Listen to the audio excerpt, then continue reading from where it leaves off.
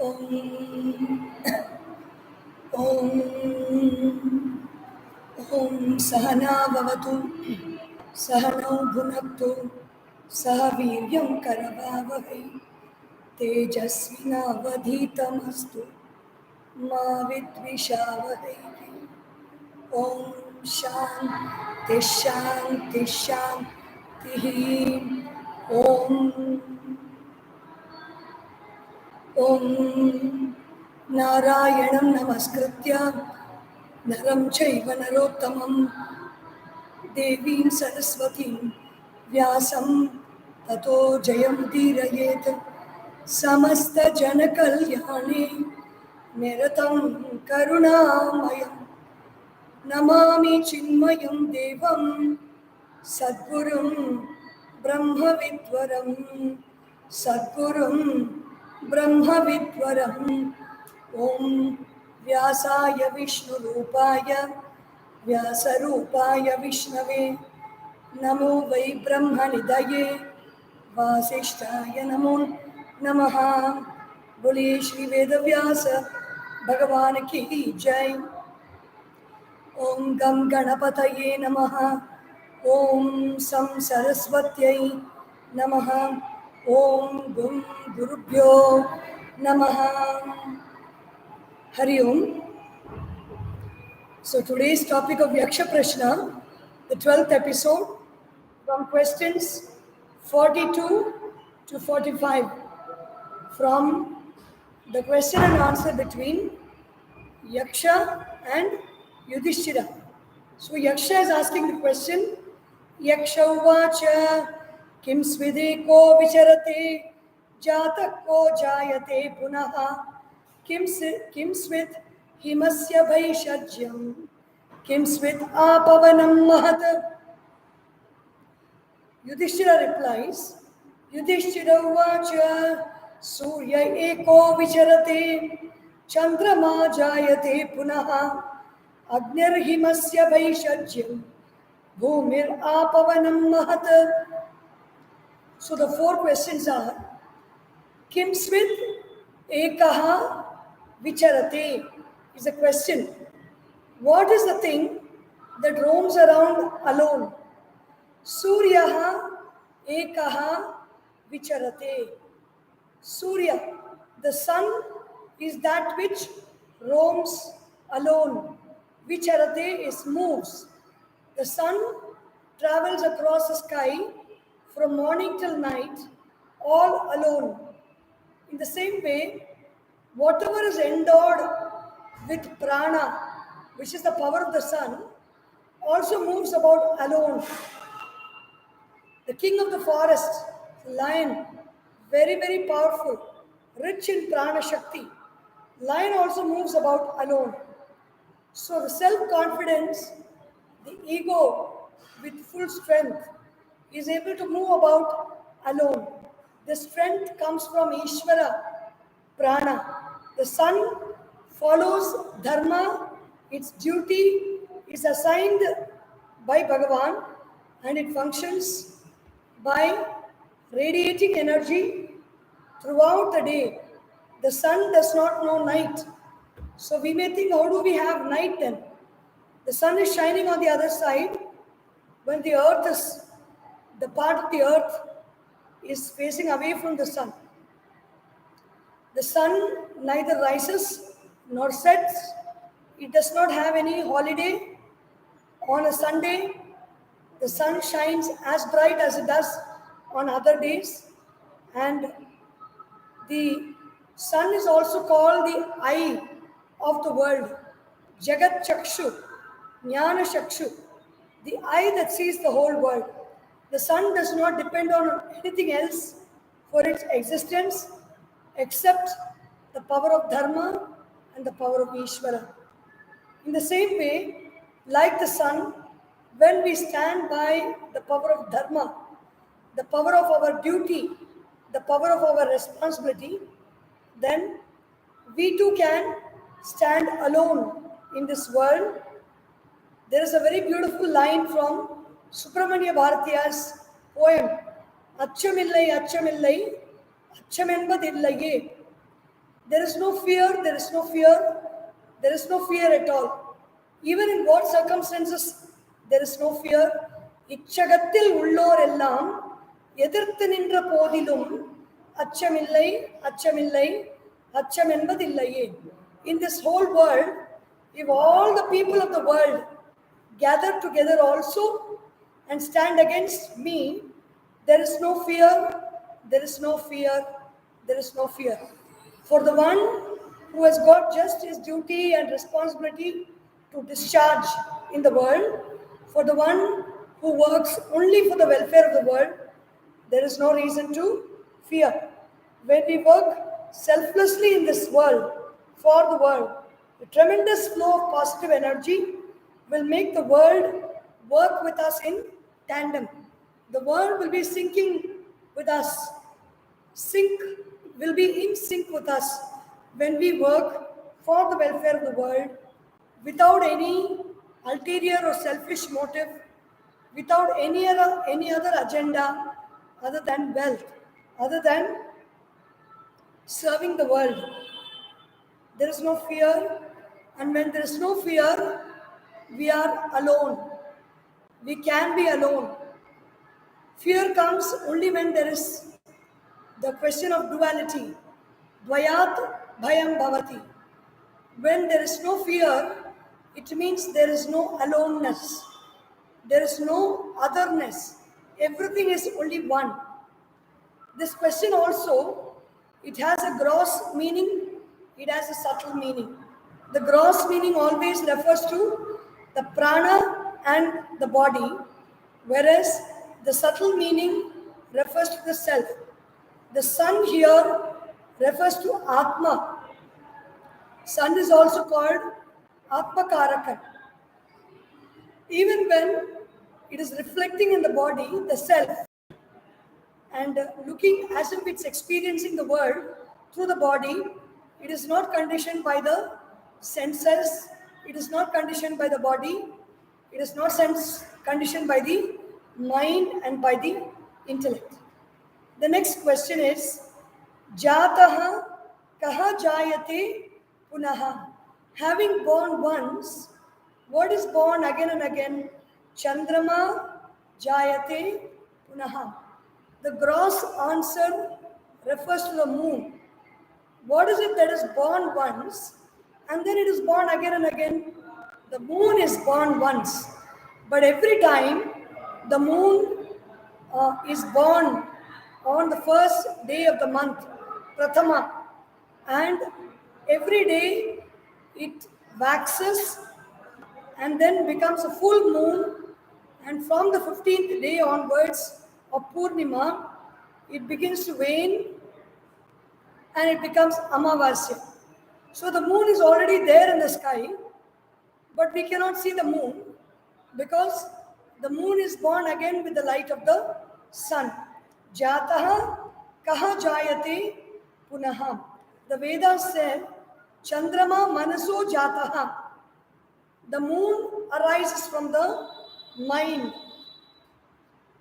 In the same way, the mind also is born along with the body and the intellect, but the mind has its period of waxing and waning. Thoughts rise, thoughts fall down, and thoughts appear, thoughts disappear. The mind is only shining not by its own light. The mind is inert.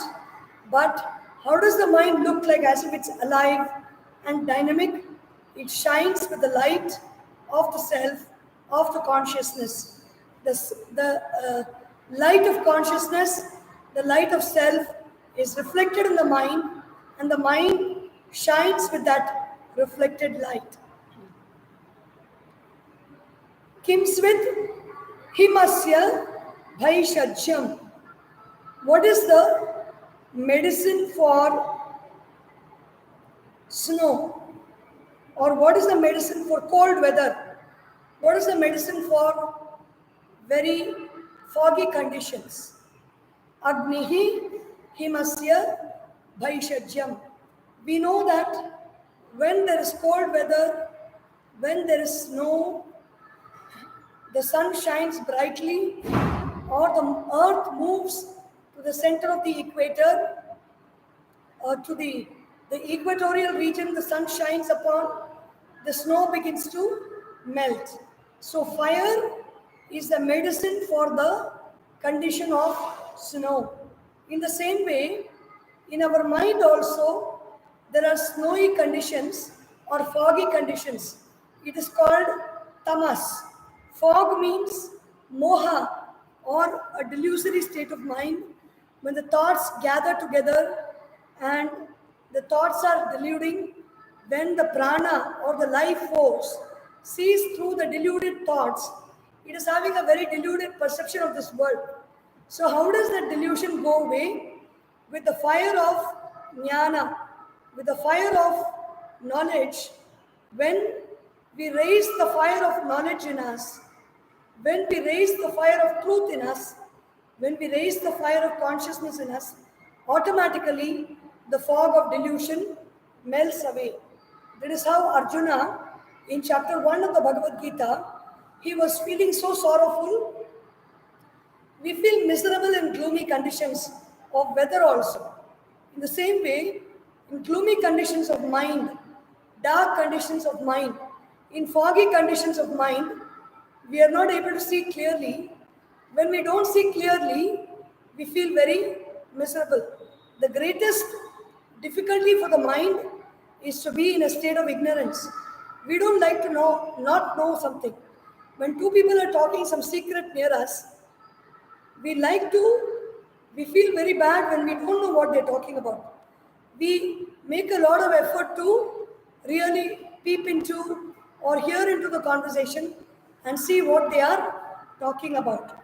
In the same way, when there is moha, when there is delusion in the mind, it is a very difficult and restless state of mind. The restlessness in a very suppressed condition. We feel very full of grief, there's full of sorrow, and there's full of hurt, there's full of suffering when we don't know something clearly. So, what is the antidote for that? What is the medicine for not knowing? The medicine for not knowing is knowing. There was somebody who said, "Why did you do this? Why did you not know this?" The other person replied, "I am in the dark." So this friend says, "Why are you staying in the dark? Come to light." So this is just, we have to make the effort to come to light, to know something, to know the self. Even if we know many things in the world, the restlessness will not end until we know that which has to be known, which is the knowledge of the self. What is the knowledge of the self? What is that life, that prana, that energy, which that prana, that energy which sustains us, which makes us talk and walk? That prana is nothing other than consciousness, the self, which is I. That is the knowledge that has to be known. The fire of that knowledge puts an end to all kind of delusions of the mind. We do not have any delusion about any object, person, or situation in this world. Agnihi himasya bhaishajyam. Kim swit apavanam mahat. Bhumihi apavanam, sorry. Kim swit avapanam mahat. Bhumihi avapanam mahat.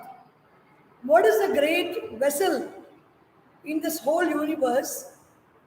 The earth is a great vessel in this whole universe. So Yaksha asks this question, what is a very big vessel? The earth is a very big vessel.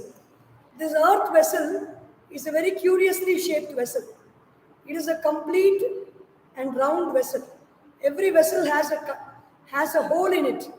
The earth is a complete vessel which does not have holes, a hole. In fact, it has many minute holes. It is porous in nature. And whatever is contained in the core of the earth, as if it's a centrifugal force that is pulling things inside. It contains fire, it it contains soil, it contains heat, it contains water, it contains life, it contains all the roots of all the trees, it contains the roots of the mountains, it contains the oceans, the ocean beds, and the trenches in the ocean. Many of the oceans have got fire in them, very hot water.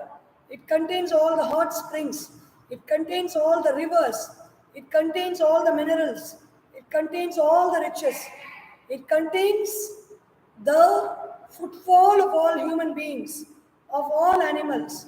Everything is, it contains gravitational force that pulls humans and animals close to it and makes it walk on the surface. So the earth is a great mother which keeps supplying us in plenty all the time.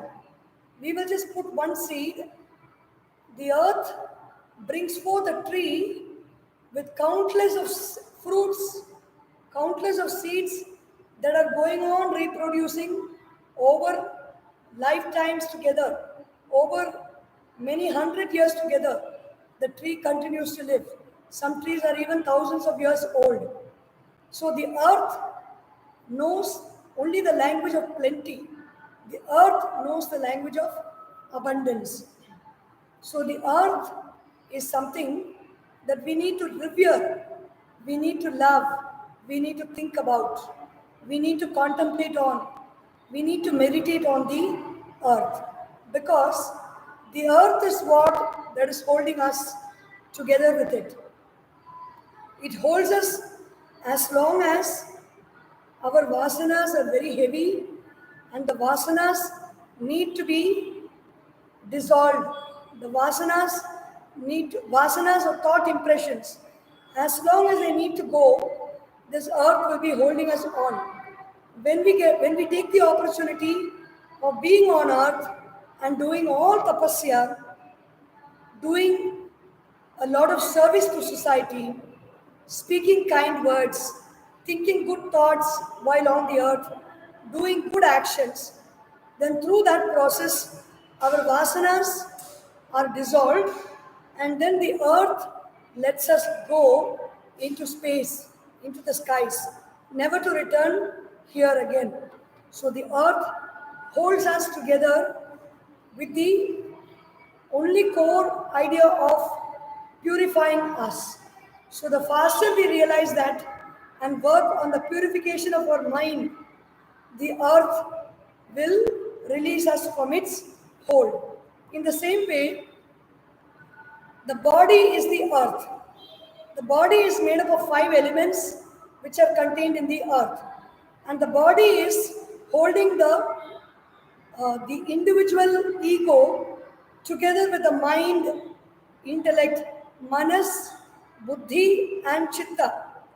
The ego is that which needs to be purified. The ego is that which needs to realize the self. And for realizing the self, the earth plane is the most beautiful plane.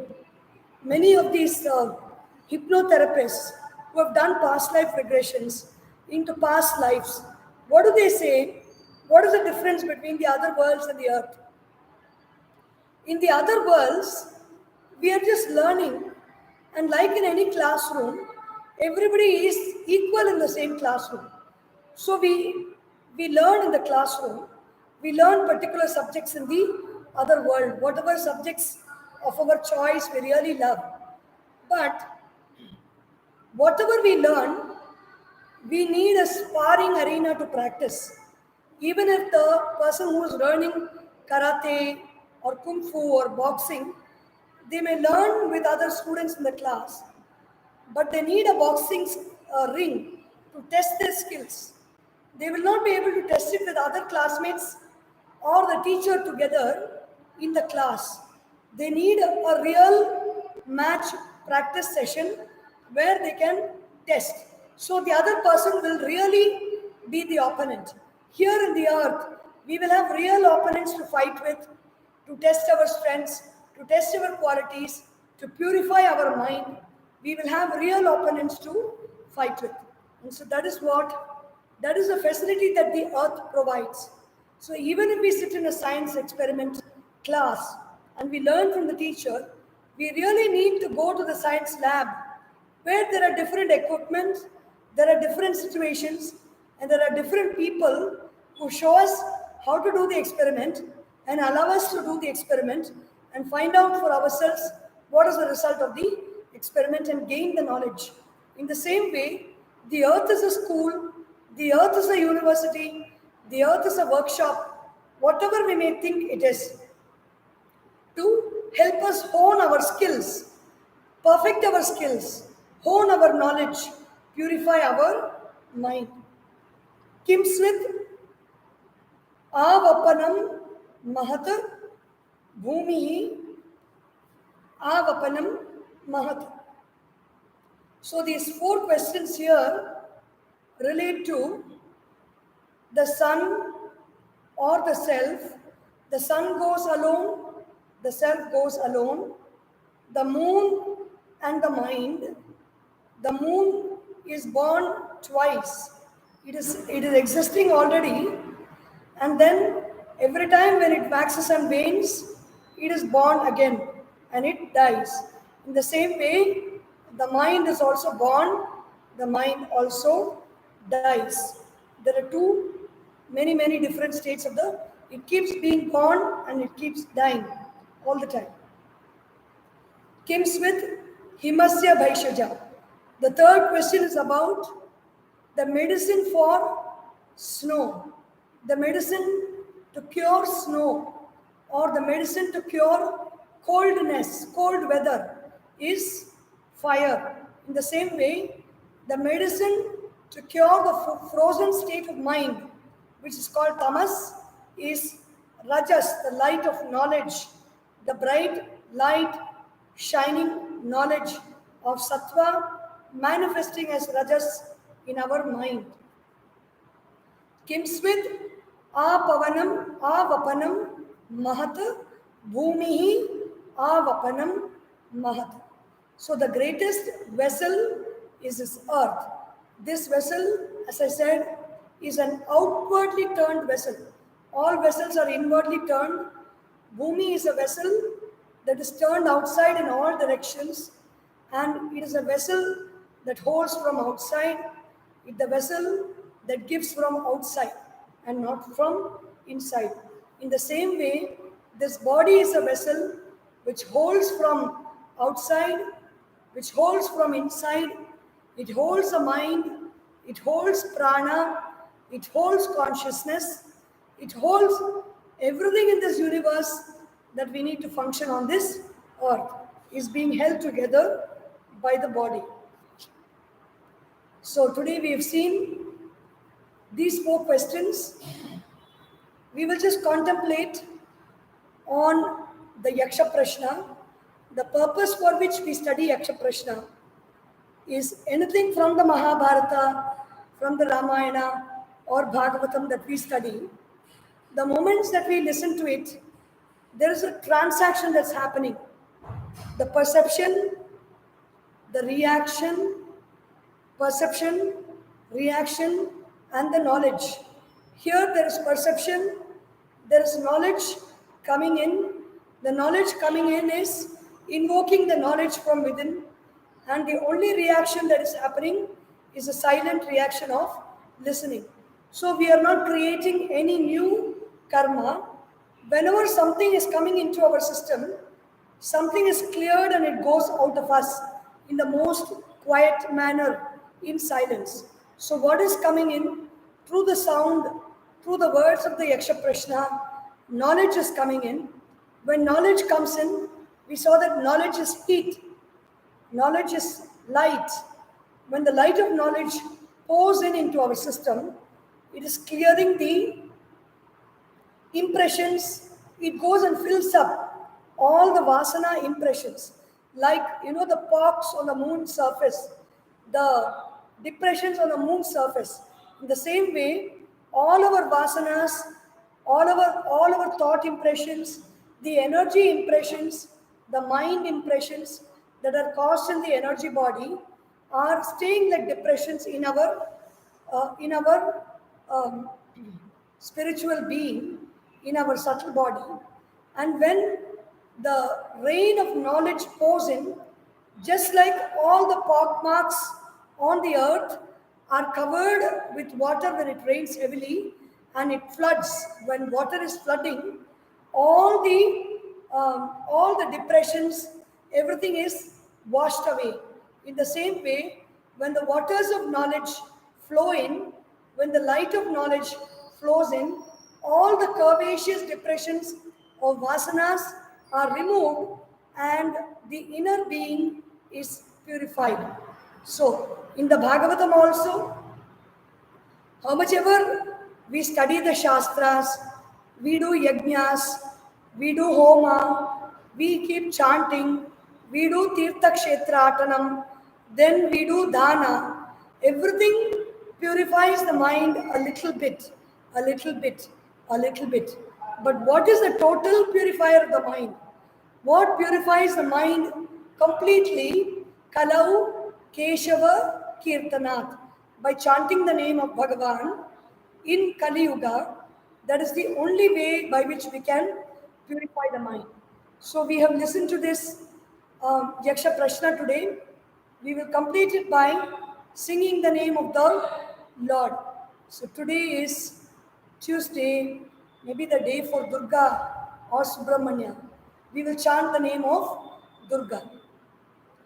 Jagadodharini Mata Durge, Jagadodharini Ma, Jagadodharini Mata Durga, Jagadodharini Ma.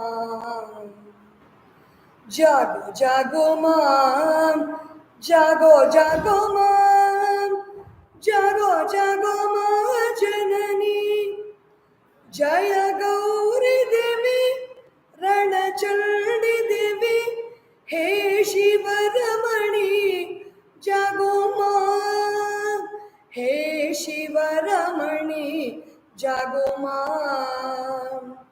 Jagadodharini Ma,